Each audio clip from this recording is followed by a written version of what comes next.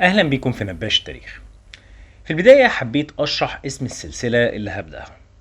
أولا كده لازم نوضح إن مصطلح النازيين اللي بنقوله بنستخدمه لوصف أعضاء حزب العمال القومي الاشتراكي أو بنوصف بيه دولة ألمانيا في أثناء حكمهم. ده مصطلح مش رسمي للحزب، يعني مش الحزب اللي صاغ المصطلح ده ولا حتى كانوا بيستخدموه ولا هتلر نفسه قاله قبل كده. أما كلمة نازي أو نازيين دي أسماء تحقيرية للنازيين نفسهم. ده لأن النازيين كانوا بيوصفوا نفسهم بأن هم اشتراكيين وطنيين مش نازيين. أما مصطلح نازي ده اللي كان بيستخدمه هم المعارضين للنازيين جوه ألمانيا قبل وصول النازيين للحكم، وبعد كده المعارضين للنازيين في المنفى بعد وصولهم للحكم. ومن هنا بدأ استخدام المصطلح لبقية دول أوروبا.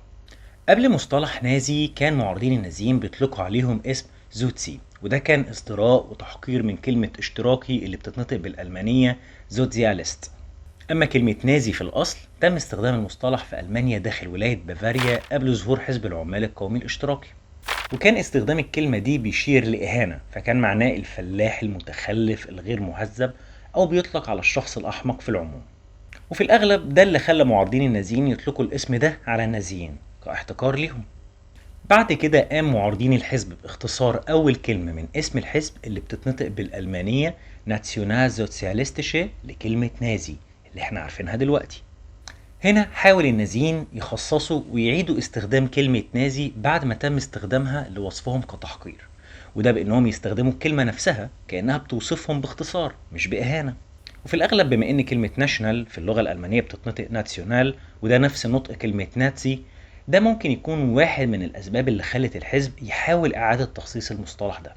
فكان أول استخدام لمصطلح نازي من طرف الاشتراكيين الوطنيين حصل سنة 1926 في منشور جوزيف جوبلز اللي هو هيبقى وزير الدعاية المستقبلي لألمانيا النازية. الكتيب كان بيحمل عنوان در ناتسي زوتزي أو الاشتراكي النازي.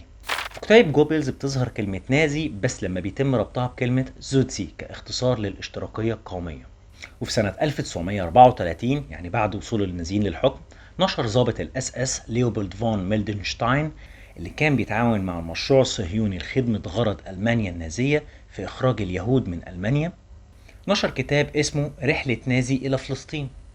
بس بالرغم من المحاولات دي لإعادة تخصيص الكلمة إلا إن الكلمة فضلت مستخدمة كإهانة للنازيين، فما قدرش النازيين إن هم يشيلوا التأثير السيء للكلمة، فاتخلوا عن الفكرة دي خالص. ورجع كل أعضاء الحزب إن هم يطلقوا على أنفسهم الاشتراكيين الوطنيين وعلى حركتهم اسم الاشتراكية الوطنية.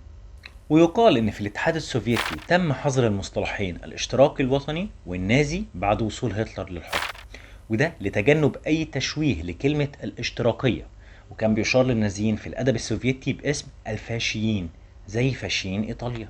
في النهاية لو عجبك المجهود دوس لايك وشير وقول لي رأيك تحت في كومنت.